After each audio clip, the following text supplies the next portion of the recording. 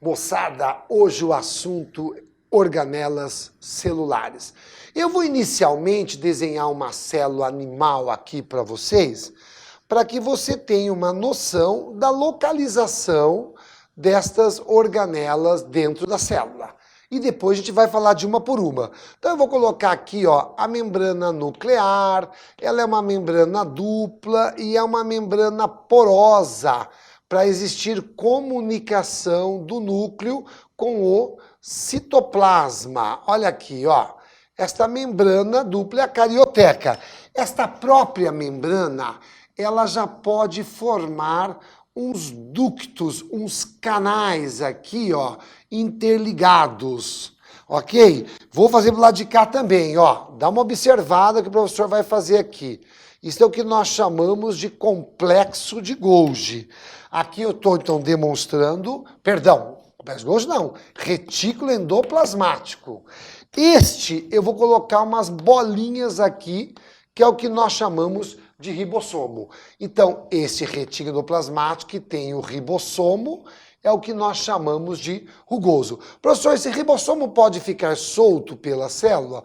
Pode ficar solto, pode fazer, ó, esses blocos chamados de polirribossomos ou polissomo. Este retículo endoplasmático não tem, então a gente chama de retículo endoplasmático liso. Ok, galera? Aqui está o nucleolo, que é um depósito de RNA ribossômico, e aqui está o material genético, o DNA da célula. Vamos esquematizar mais uma organela aqui, ó.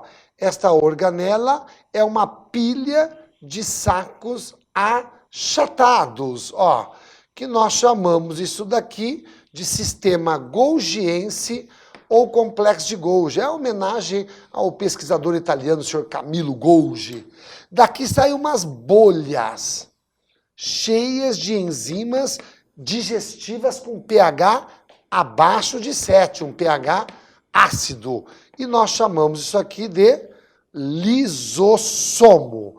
Aqui eu vou colocar uns tubinhos de proteína. Na verdade, a célula tem 2 tubos, a célula animal. Só quando ela vai fazer a divisão que ela duplica e tem 4. Isso é o que nós chamamos de centríolos. Ok? E por fim, o professor vai colocar aqui uma organela que é a grande responsável pela produção de energia. Ela é uma organela com estas cristas aqui dentro, ó, que é a membrana interna, e nós chamamos isso aqui de mitocôndria. Então essas são as principais organelas que nós encontramos numa célula animal. Retículo endoplasmático liso, rugoso, ribossomo, complexo de Golgi, lisossomo, centríolo e mitocôndria, que é o núcleo, o DNA, as suas informações genéticas. Então vamos lá. Quais as funções de cada organela? Vamos começar pela primeira organela e eu vou começar justamente pelo ribossomo. Por que o ribossomo? Porque é a única organela que está presente em todo tipo celular, seja uma célula procariótica, uma célula eucariótica. Toda célula tem que ter ribossomo, porque é ela quem faz a síntese proteica, é ela quem obedece o DNA. Muito bem, gente. Então, o que é o ribossomo? O ribossomo é um grânulo. Na biologia, grânulo é um grãozinho microscópico.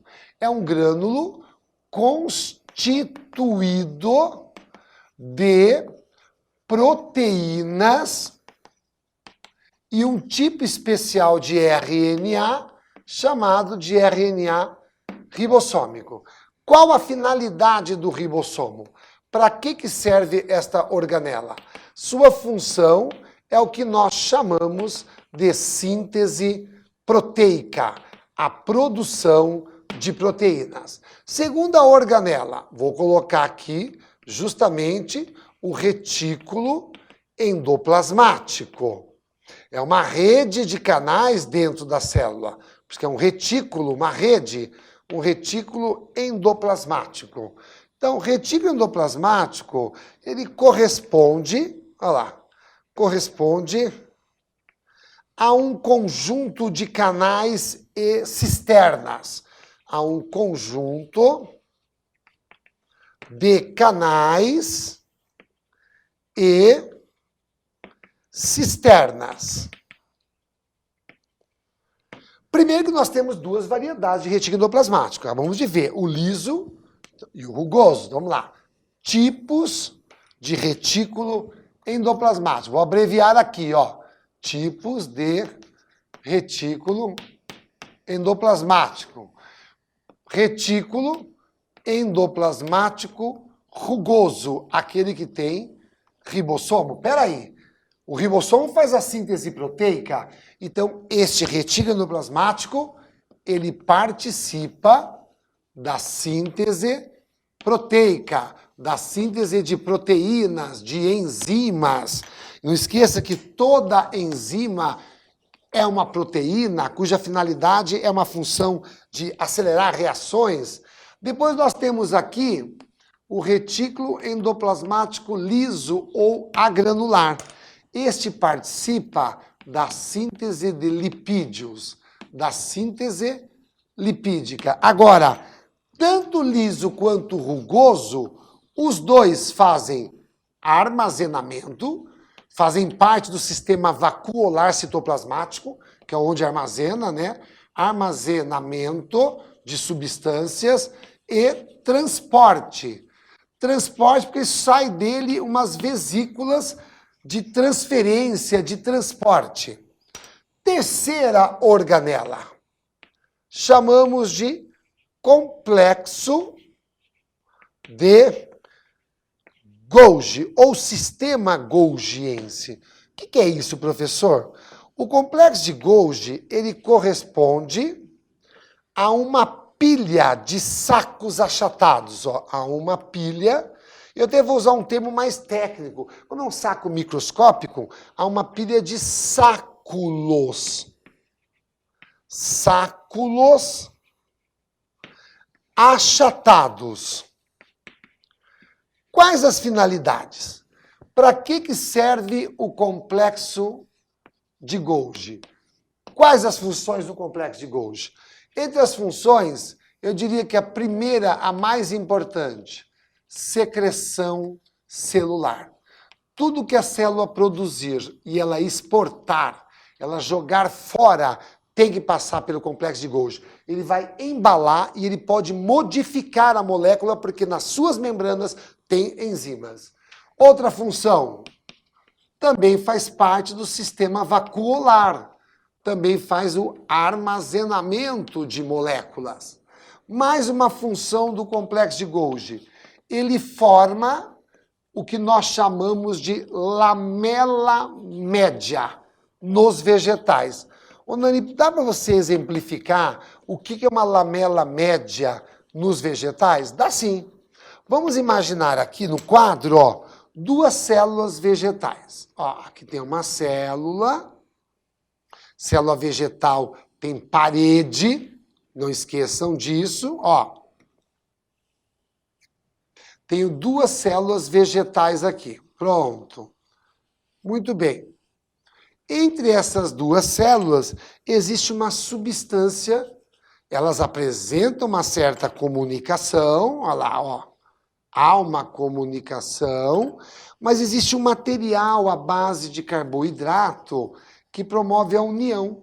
Isto aqui é o que nós chamamos de lamela média. E esse ducto, por onde a célula mantém contato entre células vizinhas, isso é exclusivo de célula vegetal, isso aqui é chamado de plasmodesmo. Muito bem, outra função, além de formar a chamada lamela média, é quem vai produzir polissacarídeos. Ó, então, síntese e de mucopolissacarídeos. Entre estes, o que vai formar, nós vimos já em outras situações, o glicocálix, aquele revestimento externo da célula animal. Outra finalidade, ela forma o acrossoma. O que é acrossoma? Acrossoma do espermatozoide. Espermatozoide é a célula gamética, a célula reprodutora masculina, né? Vamos lá, imagine aqui, ó, um espermatozoide. Ó, essa célula alongada, o núcleo está aqui. Ela tem uma cápsula aqui que foi feita pelo complexo de Golgi. Isso aqui é chamado de acrossoma. Dentro do acrossoma existem enzimas que fazem, na verdade, uma participação imensa no processo de fecundação, de encontro com o óvulo. Vou até pôr o nome da enzima aqui, que é importante, já caiu no Enem, tem uma importância gigantesca. Isso aqui é chamado de hialuronidase. Para fechar, é o complexo de Golgi quem forma lisossomo. Forma os lisossomos. Ah, é? Acompanha, professor, aqui, ó. Vamos ver o que é um lisossomo, né? Que é a nossa próxima organela. Olha lá, a nossa quarta organela. Vimos o ribossomo, retículo endoplasmático, complexo de Golgi. Agora, lisossomos. E o que são os lisossomos? Lisossomos são vesículas. Vesículas com enzimas digestivas.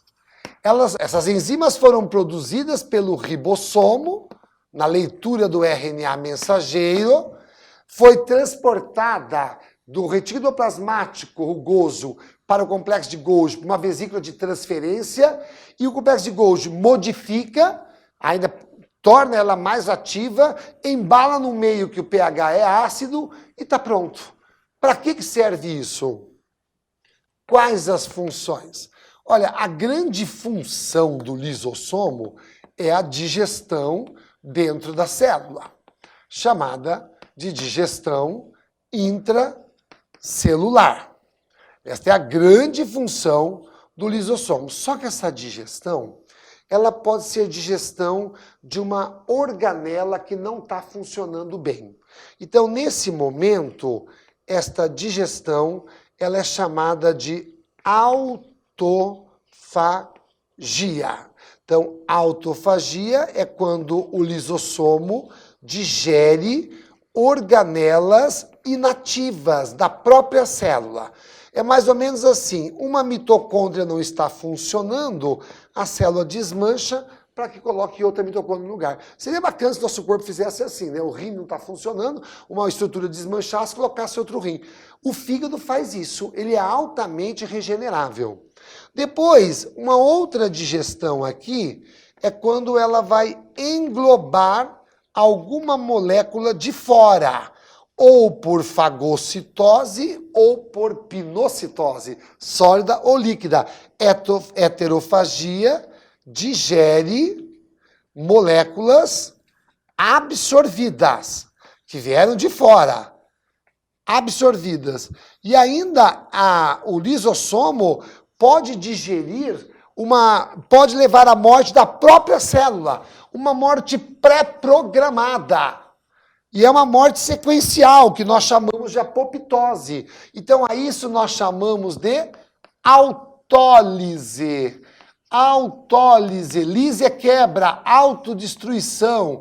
Autólise ou citólise, que é a digestão da própria célula.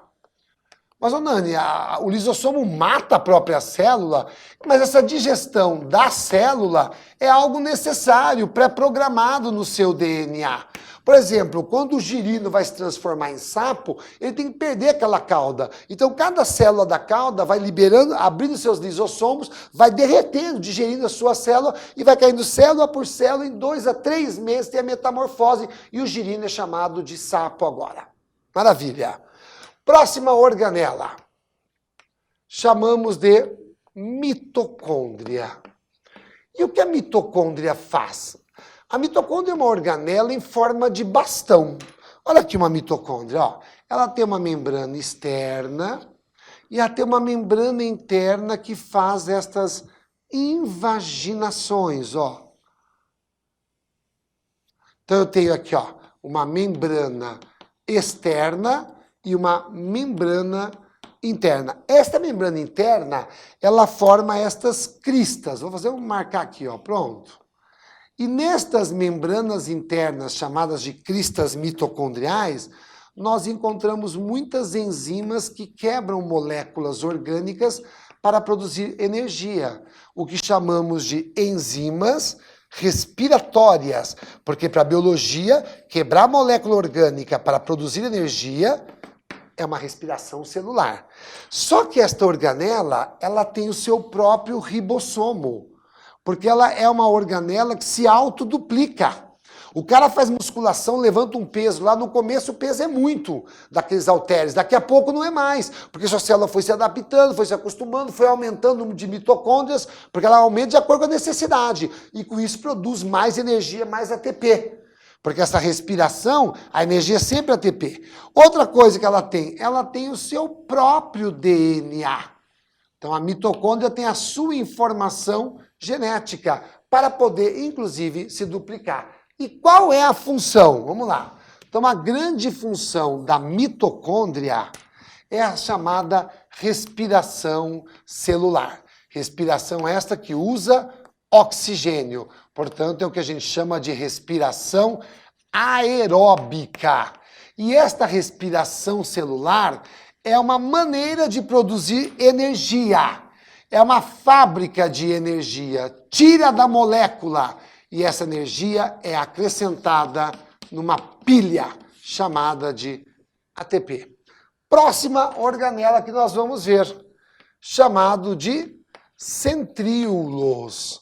Você sabe que centríolo é uma organela ausente em célula vegetal superior. Gimnosperma pinheiro e angiospermas, que são plantas frutíferas, né? Por favor, quando eu falo planta frutífera, para a biologia, tudo que tem semente dentro e é feito do ovário da flor é um fruto. Então, tomate é um fruto, pepino é um fruto, o coco da Bahia é um fruto. Sabe qual é o fruto do amendoim? A vagem. A gente come a semente. Mas qual é o fruto, por exemplo, do soja? A vagem. E a gente come a semente. Então, tudo que produz fruto é uma angiosperma. Seja uma monocotiledônia como o milho, ou uma dicotiledônia, como é o caso do feijão, como é o caso do soja. Eles estão ausentes em células vegetais superiores.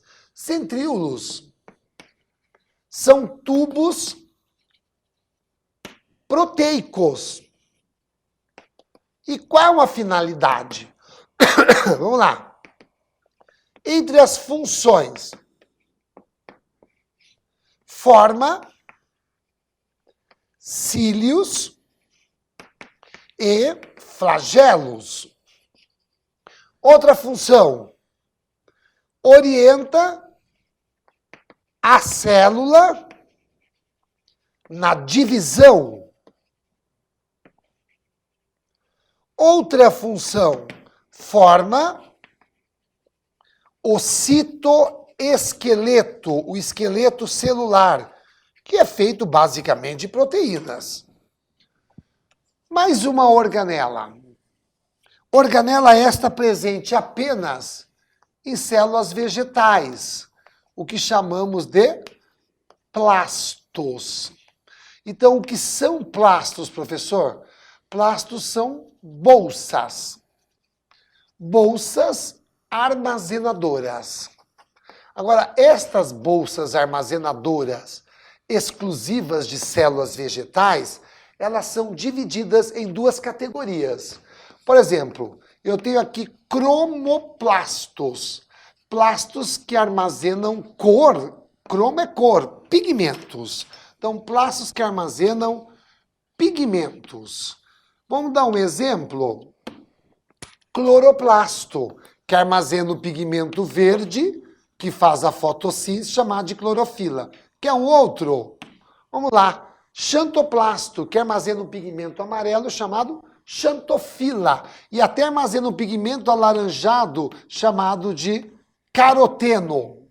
Agora nós temos os plastos incolores, chamados de leucoplasto. Tudo que é leuco é incolor, ou é branco. Glóbulo branco é chamado de leucócito.